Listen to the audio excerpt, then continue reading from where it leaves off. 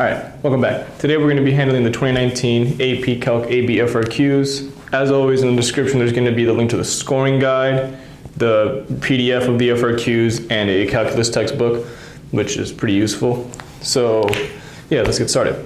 This first FRQ tells us that there's fish in a lake and there's two functions. E of t enters is the amount that enter the lake, that's what it's modeling, while the amount that leave the lake is modeled by L of t. Here they are respectively. All right. Now, for part A, we're asked how many fish enter the lake in a 5-hour period from midnight to 5 a.m., which is t equals 0 to t equals 5. Okay, and because we're talking about fish here, we're going to have to put our answer as a whole number, not a fraction, because half a fish isn't really alive, so it's not going to work out. All right, so we're asked to find how many fish enter from time equals 0 to 5. Well, this is the rate at which fish enter, and we want the amount. So we're going to integrate the rate to get the amount. So integral from 0 to 5 e of t dt equal, now I am writing just e of t dt here because you're going to plug this into the calculator. So on your actual paper for a test, you would write this, then plug in the actual function into the calculator. But once you plug this in and make your calculator do the work, you should get 153 fish. And that's part A. All right, now for part B, we're asked to find the average number of fish that leave the lake within the same time period. So it's a very similar question to part A. There's just one key difference. All right, well, it's again going to be an integral from 0 to 5. But in this case, we want the amount of fish that are leaving, not entering. Right? And now here's the main difference between part B and A. Part B is asking for the average, which means it's going to be 1 over 5 minus 0 times the integral of that. All right? Once again, this is calculator heavy, and also fairly straightforward. But if you plug in a fifth of this integral, you should get approximately 6.059. And one thing to note, because this is just the average, not the actual amount, you will leave it as a decimal, not a whole number. All right, now for part C, we're asked to find at what time between time t equals 0 to 8 that the number of fish in the lake is at its greatest. Well, greatest, that sounds a lot like a maximum. You're correct in thinking that. But we don't have a function that tells us how many fish, you just have the rate that enters and the rate that leaves. Okay, well, let's think about it like this. Let's say there's some function that does tell us the amount of fish. Let's just call it A. A of t equals the number of fish, right? If we were to differentiate A of t, we'd get A prime of t equals the rate of fish in the lake. Well, the fish in the lake are just the amount that have entered minus the amount that have left. So A prime of t is E of t minus L of t, right? Okay, now we have something that works to tell us the rate of the fish and figure out where the maximum is.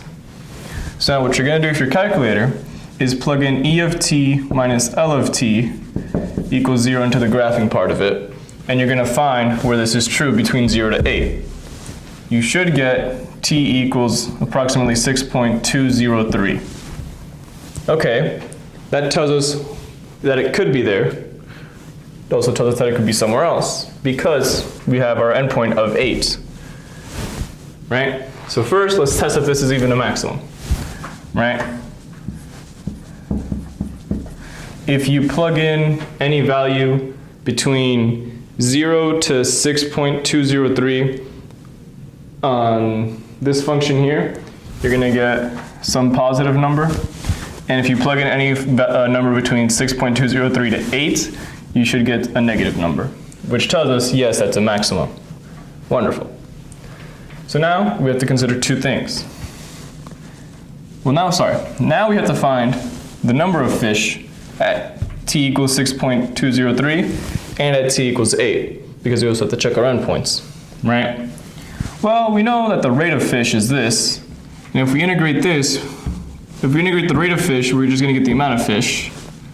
So the amount of fish is the integral from 0 to t of e of t minus L of t,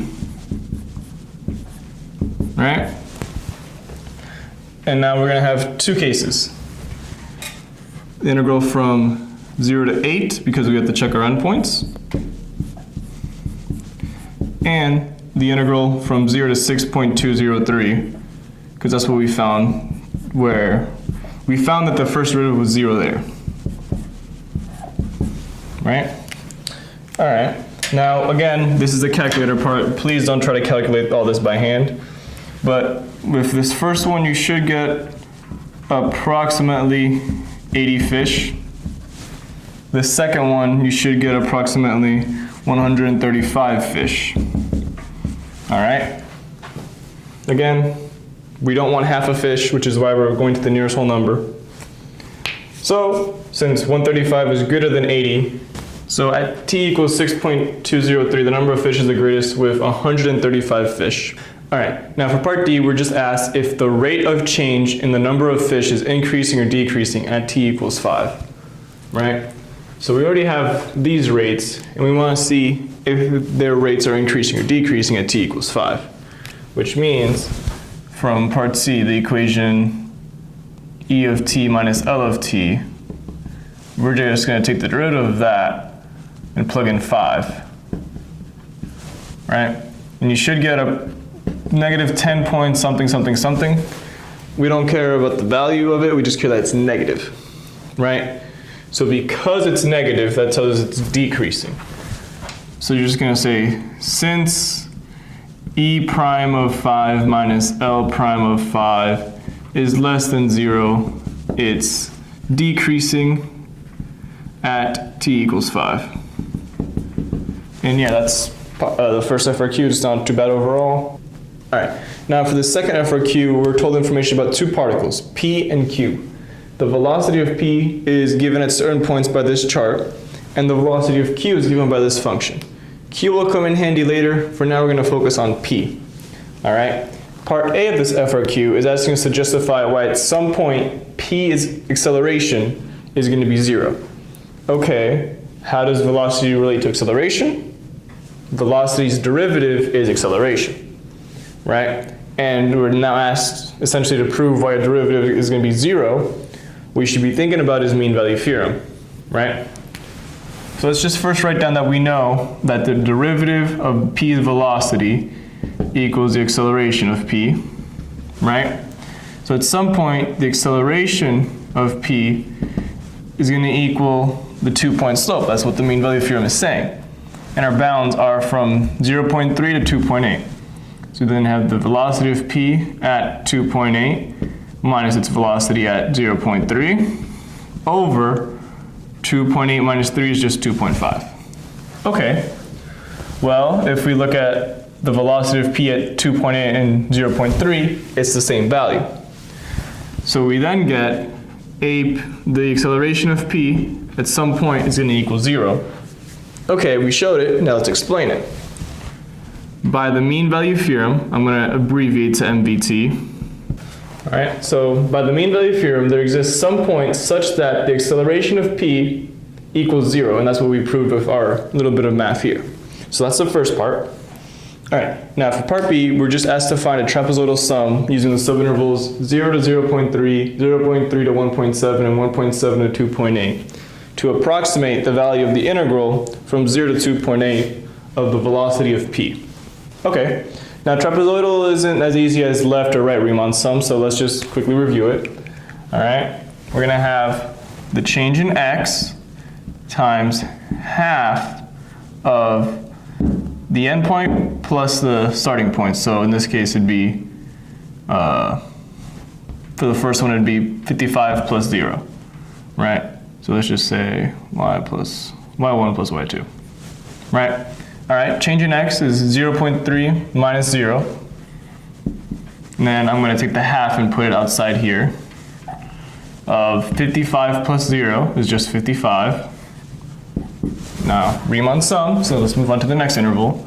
From 0.3 to 1.7, well, that's the difference of 1.4, right? So 1.4 over 2 times 55 plus 29, or negative 29, so it'd just be minus 29. All right, awesome.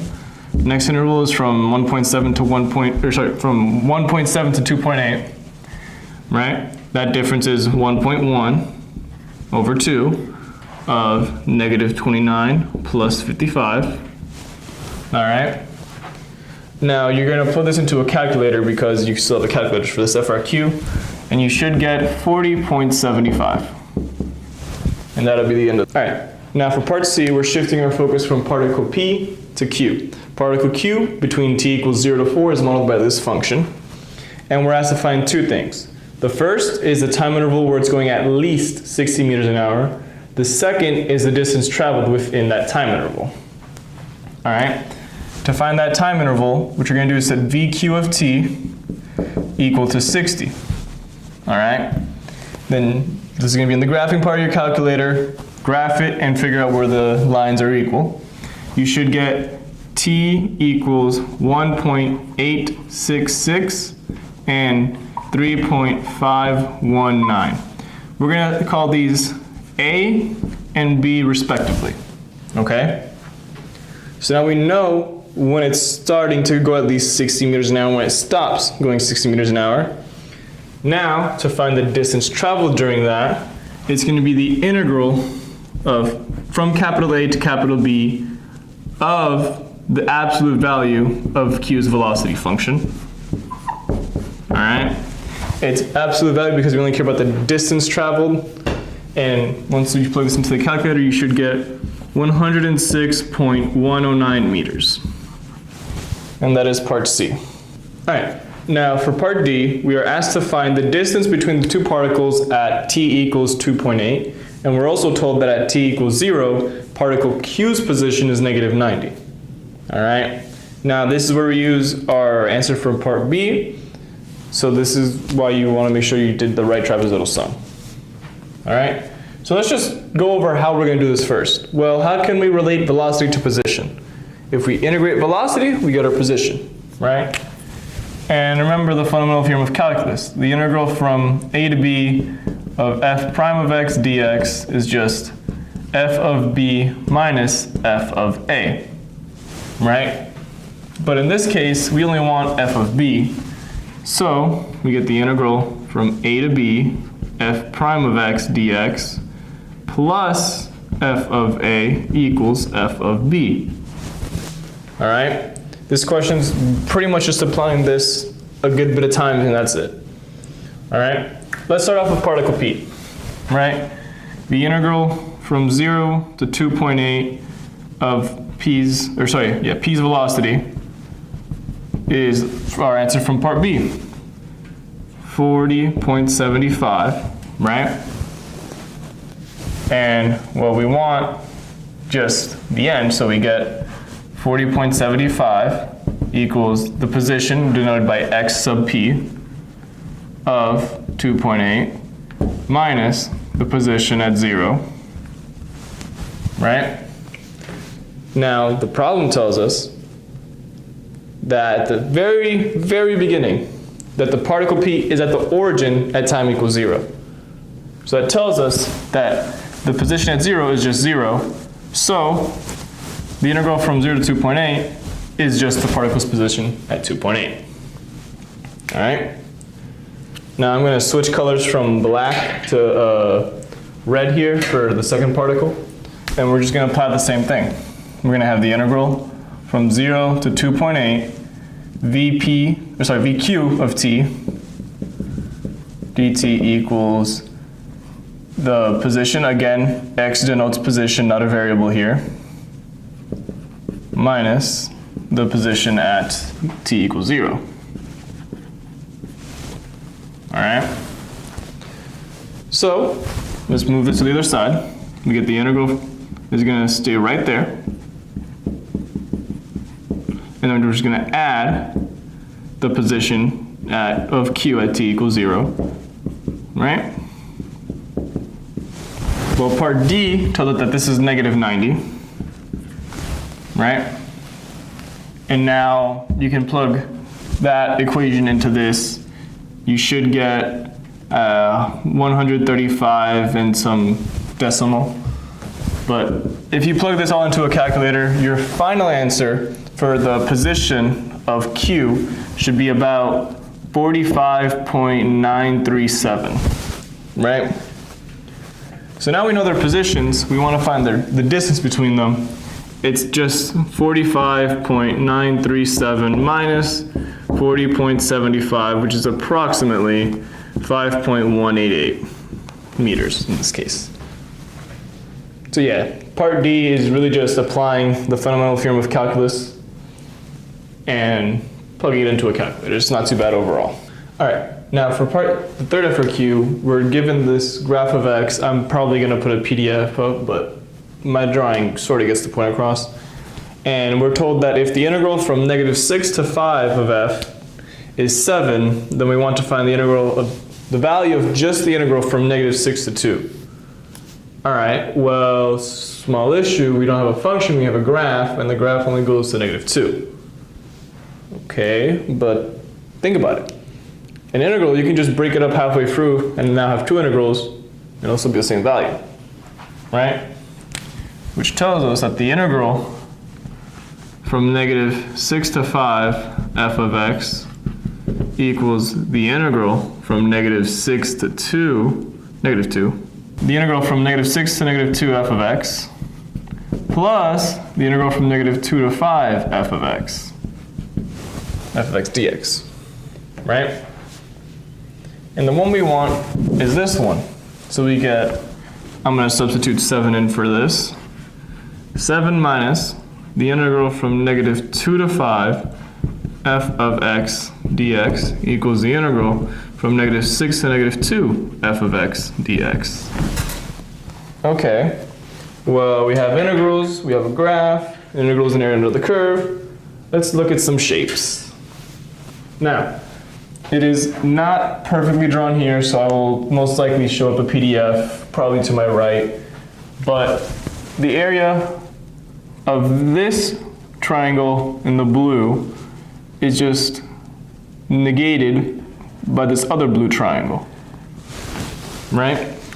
They're the same size, not drawn the same size, but they're on the PDF, they are the same size, right?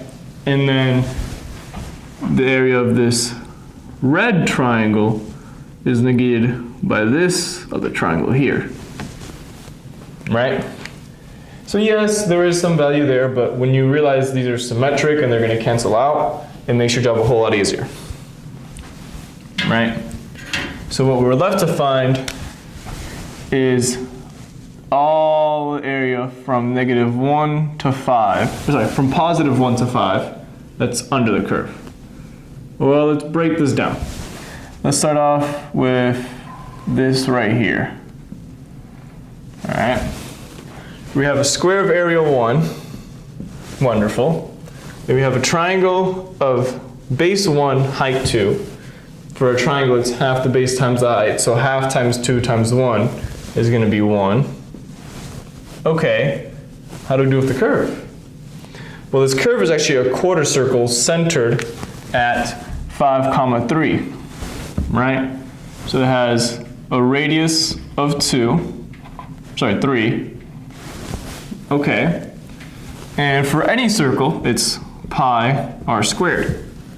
But we only have a quarter circle, so it's going to be 1/4 pi r squared, right? So we're going to get 9, because 3 squared is 9, over 4 pi. But wait a minute. That's telling us about the shaded green area, right? What we actually want is the area shaded in blue.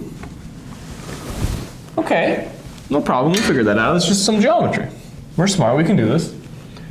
Consider, instead of just a quarter circle, one big rectangle that encompasses the area under the curve plus the area within the quarter circle, right? So this red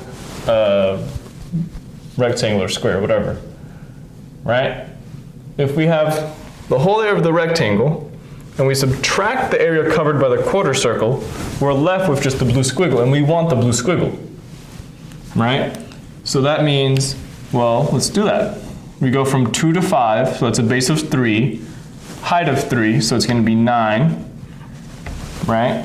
And we want to subtract the green, so 9 minus 9 pi over 4.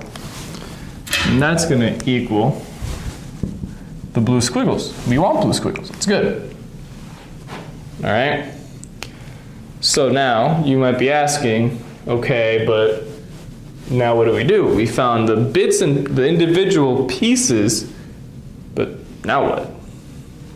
Now we just add it up. All right? And so what we're going to add is, let me pull out the black marker here. So we have 2 plus the blue squiggle. Blue squiggle is 9 minus 9 pi over 4. So we have 11 minus 9 over 4 pi is the integral from -2 to 5. Because remember, the triangle pairs in blue and red respectively cancel each other out. Right? So we're going to plug this into here to get 7 minus 11 plus 9 over 4 pi is the integral from -6 to -2 of f of x. So you should get -4 plus 9 over 4 pi equals that integral. And that'll be the end of part A. All right, now for part B, this is actually fairly straightforward. We're just asked to evaluate the integral from 3 to 5 of 2 times f prime of x plus 4 with respect to x. Okay, well, the integral of the derivative is just the function. 4 is just a constant, so we just add, or we just multiply by x.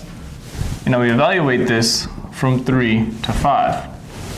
Okay, we get 2f of 5 plus 20 minus 2f of 3 plus 12.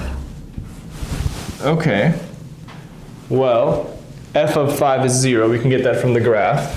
So this is just going to be 20 minus 12 minus 2f of 3. 20 minus 12 is just going to be 8. 8 minus 2, well, what's f of 3? F of 3 lies on the circle, but we are told that f of 3 is equal to 3 minus square root of 5. So 2 times 3 minus square root of 5. So you get 8 minus 6 minus 2 root 5, which is just going to be 2 minus 2 square root of 5. And that's it. All right, now for part C, we're told that g is a function such that it's the integral from 2 to x f of t dt, all right? And we're asked to find the absolute maximum of g on the interval from -2 to 5. Okay, maximums, those are derivatives. We need a derivative for a maximum. Let's take the derivative, right? So we're gonna get g prime of x equals f of x, and we need g prime of x to be equal to 0. So we're looking for where f of x is 0. On our graph, we can tell it's -1, 1/2, and 5. And then we also need to consider our endpoints of -2 and 5. So let's just create a chart with x and g of x on one side each. So we have -2, -1, 1/2, 5. Okay. So now we just gotta find our g values at those respective points. Well, the integral from -2 to -2, that doesn't do anything, it's just going to be 0. Okay, wonderful. The integral from -2 to 1 is this blue triangle here, which is going to be base 1, height 1, 1/2 times 1 times 1, 1/2. It's a very sloppy 2, but that's okay. Okay. So the integral from -2 to 1/2 is going to be the first 3 triangles here. So the 2 blue ones and the first red one. The 2 blue ones are going to cancel out, but then we're just going to have the first red one. So we're going to have 1/2, which is just from the regular formula, base of 1, height of 1/2. So 1/2 times 1 times 1/2 is a fourth, but it's underneath the x-axis, so it's negative 1/4. All right, and now we need to just find the integral from negative 2 to 5 of f of t dt. Okay, well thankfully, from negative 2 to 1, it's just gonna all cancel out, very nice and neat. And then we're just left with the other stuff, which is what we calculated in part A. Okay, so let's see. Now we just need 9 minus pi over 4 is the blue, plus 2. So then we should get 11 minus 9 over 4. Just to recap what I did for the last integral, from here, from negative 2 to 1, it's going to all cancel out to be 0. Then from 1 to 5, it's going to be 2 from this, plus this blue squiggle. We said the blue squiggle was 9 minus 9 over 4 pi. Add them together, you get 11 minus 9 over 4 pi. So, at x equals 5, g of x has a max of 11 minus 9 over 4 pi. And that right there is part C of this FRQ. All right, now part D asks us to evaluate this limit, and the first thing that should catch your eyes is arctan. What the hell? Okay, full disclaimer, this question is only worth 1 point, so if you go and you don't have time to figure this out, please skip it, because it's literally just 1 point. You could probably spend a minute on another question and get 1 or 2 points. All right, but once you sit down and think about this problem, you realize, oh, it is not that bad. All right, so as always with limits, let's just plug in, see what happens, and go from there. All right, so we get 10 to the first, that's just 10, minus 3 f prime of 1 over f of 1 minus arctan of 1. Okay, let's just start with f prime of 3, or sorry, f prime of 1. All right, f prime of 1 is this, the slope of this line here, which is going to be 2. So we're going to get 10 minus 3 times 2 over, all right, what's f of 1? F of 1 is 1 minus arctan of 1. Okay, now this is where you need to sit down and think. What's arctan? Arctan is the opposite of tangent, right? So what this is saying is that the tangent of theta, some angle, equals 1, right? And so theta, or in this case x, is the arctangent of 1. Okay, where is tangent equal to 1? If you pull out your unit circle, which is going to be poorly drawn here, it's either right around here or here, right? So, what does that mean? It's at, let's just use the smallest value, pi over 4, right? And that's it. That's what arctan of 1 is in this case. So it's 1 minus pi over 4, which is 10 minus 3 times 2, which is 6, so 10 minus 6, so you get 4 over 1 minus pi over 4. And that's your final answer. Not tricky, but admittedly, because you're taking the test, you're panicking, you see arctan, you go, what the hell? Might be best to skip it, but if you do have time, go back and like give it a few minutes worth of thought, and you can then realize, hey, it's not that bad. All right, now for FRQ4, there's some diagram. I'm not going to attempt to draw it. Video editing magic, ta-da. But it's pretty much a barrel with a radius of 1 foot, diameter of 2 feet, and it's collecting rainwater. We're also told that the change in height with respect to time is a negative 1/10 of the square root of the height, and that the volume is pi r squared h. All the crucial information is right up here in green. All right, so this first question is asking us to find the rate of change of the volume with respect to time when the height is 4 feet, and indicate our units. Okay, so first things first, we have to find a rate, that's a derivative, but we have multiple variables. What does that mean? It means everything is going to be a chain rule. All right, so Let's do it. We said volume equals pi r squared h, and we want the change in volume with respect to time. So it's going to be pi times r squared h, right? Those are our two functions. We're going to have left derivative of the right, so r squared dh dt plus the right derivative of the left, so 2rh dr dt. Okay, but let's think about it here before we just plug in. What's changing? Well, the height's changing and the amount of rain and water collected. We can agree on that. Is the radius changing? No, because it's some cylindrical, a barrel, right? And so the rain and water's not like cramming it in or stretching it out. So the radius isn't changing at all. What does that mean? dr dt equals 0. So all of this is 0. All right? R squared, the radius is 1.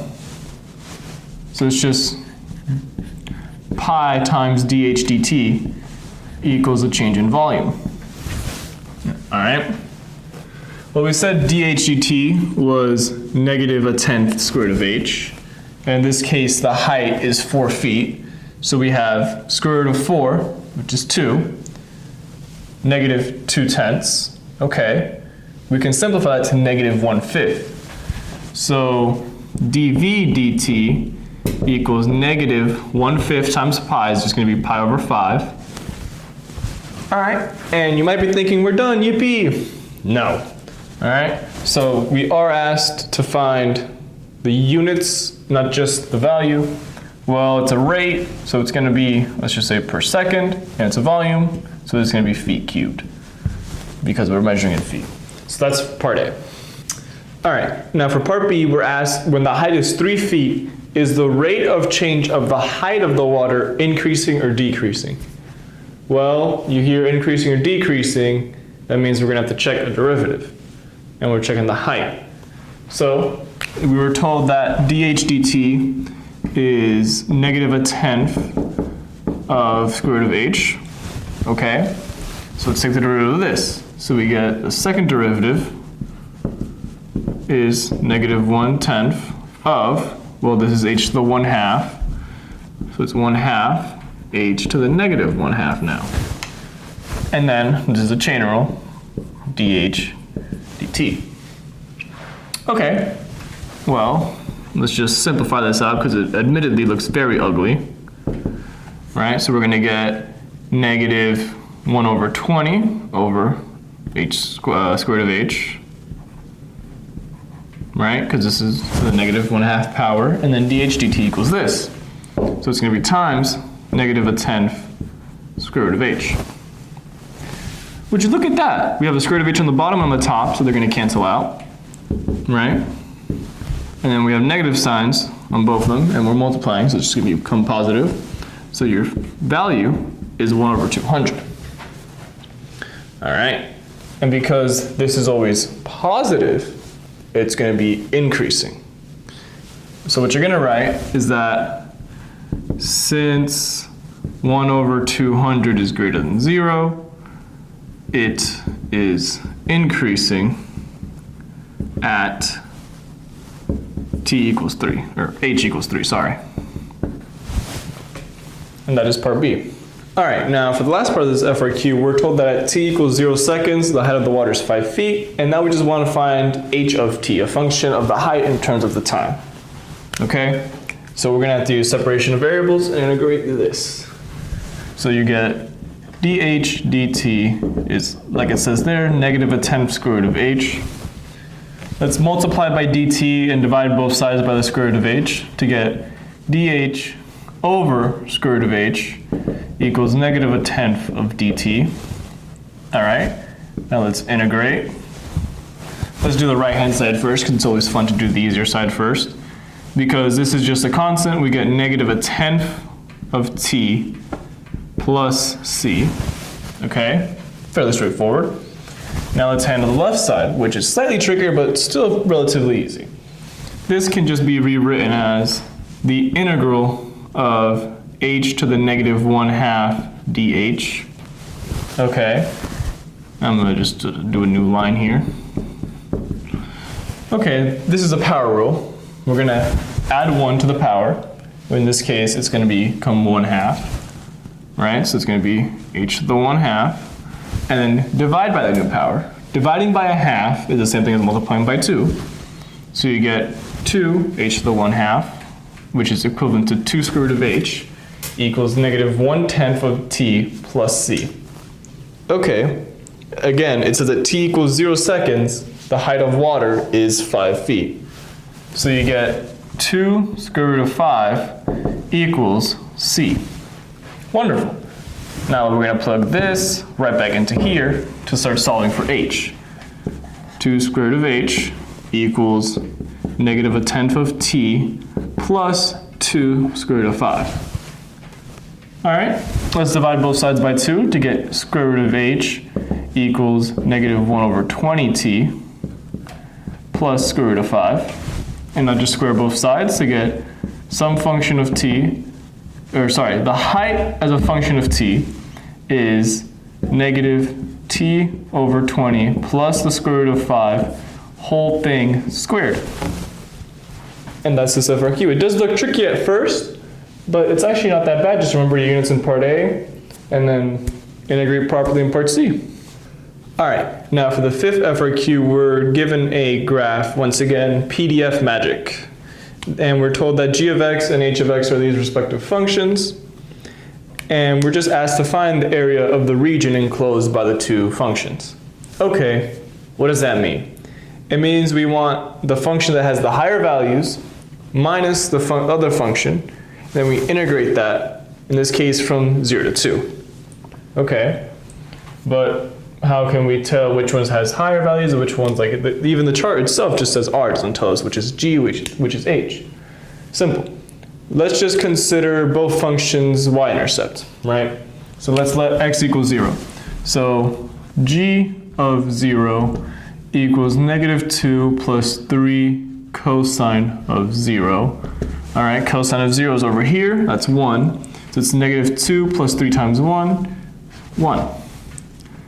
H of 0 is 6 minus 2 times 0 minus 1 squared. 0 minus 1 is negative 1. Squared is going to be 1. 2 times 1 is 1. 6 minus 2 is 4. What does this tell us? It tells us that h is on top, g is on bottom.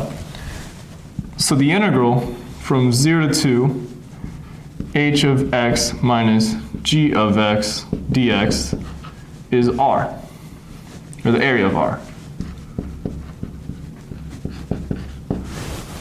Oops. Okay, how can we do this? Well, you have two options, and you honestly could do whichever you prefer. One is evaluate one big integral and just be happy with your answer. The other is evaluate both integrals separately and then subtract them. I am personally going to go with the first, and I'm going to, before I even tackle the integral, I'm going to expand h of x to get into just a bunch of polynomial terms. So you get x minus 1 quantity squared is x minus 1 times x minus 1, x squared, negative x, and 1, which is x squared minus 2x plus 1. You double that, you get 2x squared minus 4x plus 2. Okay, so h of x is 6 minus 2x squared plus 4x plus 2. Well, 6 plus 2 is 8. We can just write that. Awesome. So now back to this the integral from 0 to 2 of 8 minus 2x squared plus 4x, and then we have minus g, so in this case plus 2 minus 3 cosine of pi over 2x. That is a mouthful. Whew. All right. Let's handle this first. Well, we have 8 plus 2. That can just become 10. All right. So we get the integral of 10 is just 10x minus the integral of x squared is x cubed over 3, so in this case, 2/3 of x cubed. The integral of x is half of x squared, so you get plus 2x squared minus, all right, now here is admittedly the most annoying part, but it's really not that bad. We have the integral of -3 cosine of pi over 2x, all right. Well, let's just be lazy first, factor out the -3 cosine of pi over 2x. Okay, now what? Now we just use some u sub, let u equal pi over 2x, du equals pi over 2 dx, which means 2 over pi du equals dx. All right, so -3 times 2 over pi, the integral cosine u du. Right? The integral of cosine is just sine, so you get -6 over pi. Let me swap out markers here because this one's dying out on me, unfortunately. You get, like I was saying, integral of -6 over pi sine of, plug back in u, pi over 2x. So really, this is plus 6 over pi sine of pi over 2x, evaluated from 0 to 2. Whew, that is a lot of stuff to deal with. All right, but good news, we have 0 as a number. What does that mean? It means we're going to cancel out a lot of things. All right, so if we evaluate this at 0, 10 times 0, 0, 0, 0. All right, sine of 0, 0. So you get -0. That's just lovely. All right, now does come the annoying part though. 10 times 2 is 20. Then 2/3 of 2 cubed, well, 2 cubed is 8, times 2 is 16, so you get 20 minus 16 over 3, plus 2 squared is 4, times 2 is 8,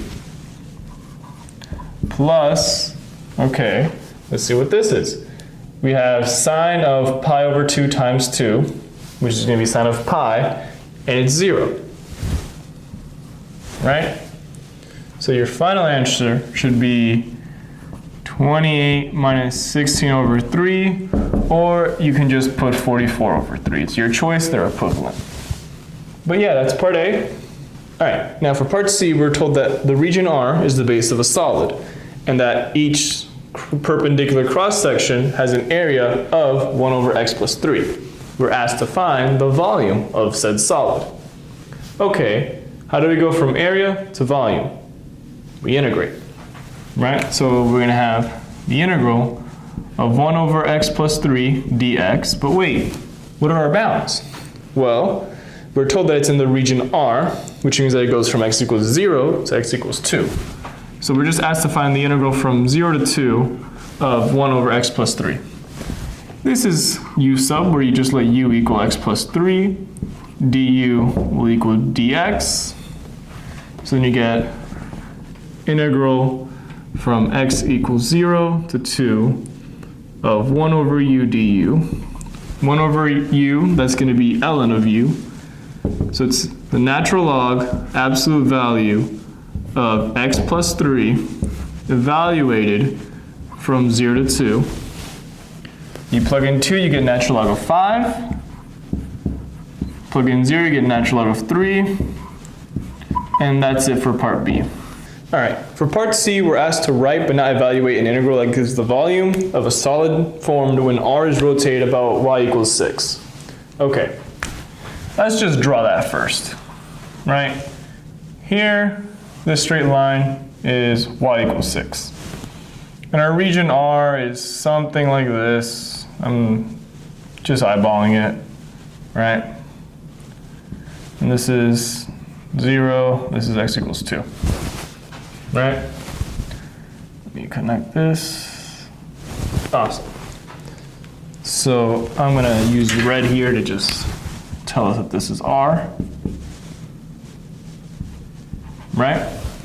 So what we want is the volume when R is spun around y equals 6, okay? That is gonna be some integral expression, like it said.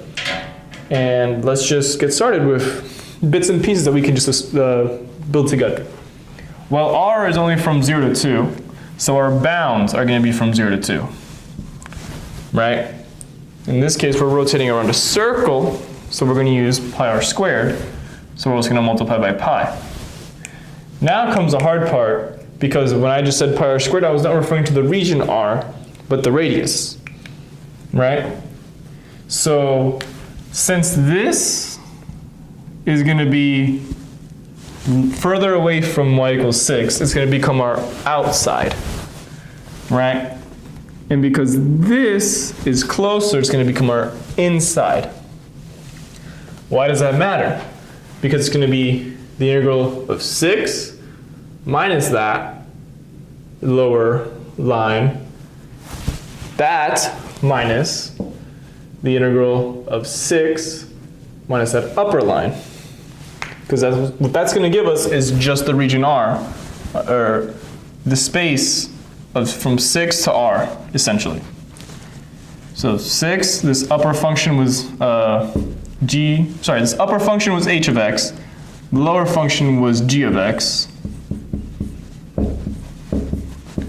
right? And it's like I said earlier, it's pi r squared, so these are both independently squared, right? So again, what this is just telling us is we got 6 minus this stuff that's unshaded, right? We square that, that's our outside radius. Then we have 6, all of this, minus everything under the second curve. We square that, that's our inner radius, not our outer radius now. And this integral expression is what gives us the volume formed by that solid. All right, now for this final FRQ, we're told that some functions, f, g, and h, 3 different functions, are all twice differentiable functions, and that g of 2 is h of 2, which is 4. We're also told that this line here, 4 plus 2/3 of x minus 2, is tangent to both g and h at x equals 2. All right? Now part A is very simple. Find h prime of 2. Well, we were just told that this is tangent to it, so we're going to use this. What part of this? The slope. Because if this is tangent, that means the slope of it is equal to the slope, the derivative, of h at 2. So h prime of 2 is just 2/3. That's it. All right. Now for part B, we're told that a is some function such that it's equal to 3x cubed times h of x. We're asked to find an expression for a prime of x and find a prime of 2. Okay, let's just take a derivative. That's all the first part's asking. This is going to be a product rule, so we're going to have left derivative of the right, so 3x cubed h prime of x, plus right derivative of the left, 9x squared h of x. So this is equal to a prime of x. A prime of 2 is equal to 3 times 2 cubed times h prime of 2 plus 9 times 2 squared times h of 2. Okay, let's simplify this a bit. 2 cubed is 8, times 3 is 24, right? We said h, and from part A, we said h prime of 2 was 2/3. So you get 24 times 2/3 plus 2 squared is 4 times 9 is 36. And we are told that h of 2, not h prime of 2, just h of 2 is equal to 4 times 4. Right? And you could leave it at this, but if you want to simplify one step further, your final answer is just going to be 160. And that's it for part B. All right, now for part C, we're told that h of x satisfies this function for x, anything besides x equals 2. It's also known that the limit as x goes to 2 of h of x can be found using L'Hopital's rule, and we're asked to use that to find f of 2 and f prime of 2. Okay.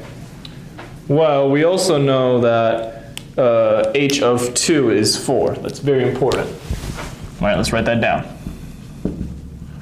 So the limit as x goes to 2 of x squared minus 4 over 1 minus f of x cubed equals the limit as x goes to 2 h of x, which is just equal to 4. Right? Let's just plug in. Let's just plug in x equals 2, see what happens. We get the limit x goes to 2 of 4 minus 4 over 1 minus. Now f is a function, so it's the limit of the function. So limit as x goes to 2 of f of x quantity cubed. Okay, well, on the top we get 4 minus 4. That's going to be 0, but we need it to equal 4. And you can't have 0 divided by anything equals 4. Which means this has to now become a 0 over 0 to use L'Hopital's. Okay, that means we want 1 minus the limit as x goes to 2 of f of x cubed to equal 0. Okay, 1 minus something equals 0. That something has to be 1. Which means we want the limit as x goes to 2 f of x to equal 1. Yes, this is now being cubed, but that's okay because 1 cubed is still 1. Right? So that tells us that f of 2 equals 1. And that also makes this into 0 over 0. So now we can take a derivative and go from there.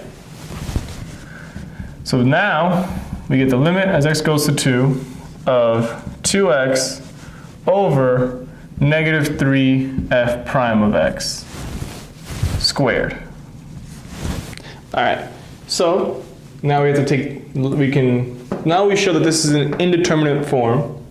We can now take the limit of the derivatives taken individually, which means we get the limit as x goes to 2 of 2x divided by negative 3 times f prime times f of x squared. Okay, once again, let's just plug the limit in and see what happens.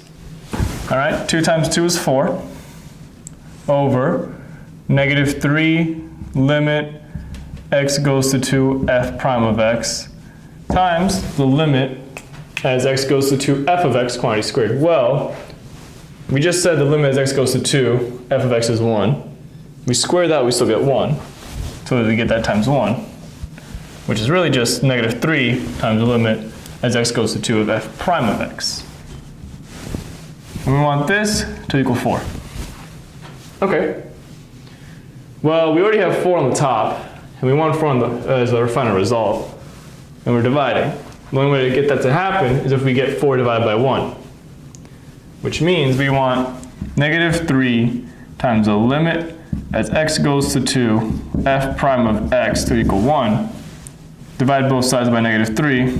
Limit x goes to 2 f prime of x equals negative a third. So f prime of 2 equals negative a third. And that concludes part C. All right, and now for this final FRQ part 6D, we're told that g is always less than or equal to h between x equals 1 to 3. And there's some function k that is greater than or equal to g and less than or equal to h between x equals 1 to 3. Is k continuous at x equals 2? That's the question. Well, the very beginning told us that g of 2 equals h of 2 equals 4.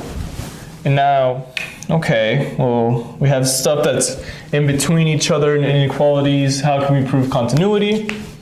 Squeeze theorem. We're going to use the squeeze theorem, right? So we know g of x less than or equal to k of x less than or equal to h of x. And then we're going to take all their limits as they go to 2, right? And well, we know that g of 2 and h of 2 are 4, and that they are continuous functions, which means the limit equals the point. So the limit as x goes to 2 of g and the limit as x goes to 2 of h are both 4. So we get 4 is less than or equal to the limit as x goes to 2 of k of x and that's less than or equal to 4 again.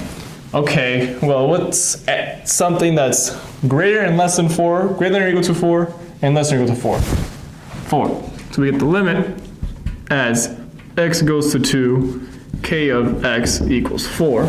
So, because the limit exists, the function is continuous.